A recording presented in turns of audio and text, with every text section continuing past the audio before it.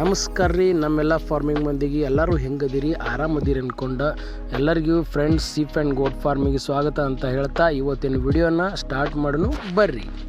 ಈ ವಿಡಿಯೋದಾಗ ನಾವು ಡಿವಾರ್ಮಿಂಗ್ ಯಾವ ಕಂಪ್ನಿದು ಮಾಡಬೇಕು ಮತ್ತು ಎಷ್ಟು ಮಾಡಬೇಕು ಮತ್ತು ಯಾವಾಗ ಮಾಡ್ಬೇಕು ಅನ್ನೋದು ಡೀಟೇಲಾಗಿ ನೋಡೋಣ ಬರ್ರಿ.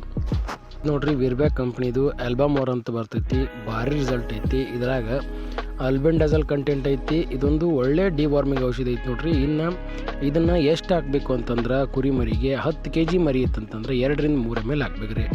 ಇನ್ನು ಇದ್ರ ರೇಟ್ ಬಂದುಬಿಟ್ಟು 85 ರೂಪಾಯಿ MRP ಐತ್ರಿ. ಇದು ನಿಮ್ಗೆ ಮೆಡಿಕಲ್ ಶಾಪ್ ಒಳಗೆ 60 ರಿಂದ 70 ರೂಪಾಯಿ ಸಿಗುತ್ತೆ ರೀ.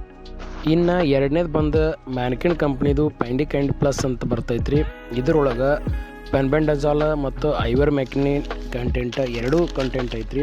ಇದು ಕೂಡ ಒಂದು ಒಳ್ಳೆ ಜಂತುನಾಶಕ ಆಗಿದ್ದು ಇದನ್ನು 10 kg ಮರಿ ಇತ್ತಂತಂದ್ರೆ 2 ml ಹಾಕ್ಬೇಕ್ರಿ. ಇನ್ನು ಇದ್ರ ರೇಟ್ ಬಂದು 60 ರೂಪಾಯಿ MRP ಐತ್ರಿ. ನಿಮಗೆ ಮಾರ್ಕೆಟ್ ಒಳಗಿದು ಅಂದ್ರೆ ಮೆಡಿಕಲ್ ಶಾಪ್ ಒಳಗೆ 50 ರೂಪಾಯಿ ಒಳಗೆ ಸಿಗ್ತೈತೆ ರೀ.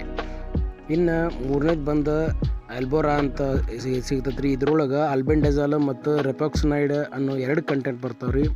ಇದು ಎಲ್ಲ ಸರ್ಕಾರಿ ದನಗಳ ದವಾಖಾನ್ಯಾಗ ಫ್ರೀಯಾಗಿ ಸಿಗ್ತೈತಿ. ಇದನ್ನು ನೀವು ಪ್ರತಿ 10 kg ಮರಿಗೆ 2 ml ತನಕ ಯೂಸ್ ಮಾಡ್ಬೋದು ರೀ. ಆಮೇಲೆ ಇನ್ನು ಇದ್ರೊಳಗೆ ಭಾಳ ಕಂಪ್ನಿದು ಬೇರೆ ಬೇರೆ ಕಂಟೆಂಟ್ದು ಔಷಧ ಬರ್ತಾವೆ ರೀ. ನೀವು ಒಂದು ಸಲ ಯೂಸ್ ಮಾಡಿದ್ದ ಇನ್ನೊಂದು ಸಲ ಮಾಡೋಕೆ ಹೋಗ್ಬೇಡ್ರಿ. ಯಾಕಂತಂದ್ರೆ ಜಂತುಹುಳ ಭಾಳ ಟೈಪ್ ಅದಾವ ರೀ, ಒಂದೇ ಥರ ಇಲ್ಲ, ಹಲವಾರು ಥರ ಜಂತುಹುಳ ಬರ್ತಾವೆ ರೀ ಅದಾವ. ಇನ್ನೊಂದು ವಿಡಿಯೋದೊಳಗೆ ಅದನ್ನ ಡೀಟೇಲಾಗಿ ತಿಳಿಯೋಣ ಅಂತ ಹೇಳ್ತಾ ಈ ವಿಡಿಯೋನ ಇಲ್ಲಿ ಮುಗಿಸೋಣ ರೀ. ನಮಸ್ಕಾರ.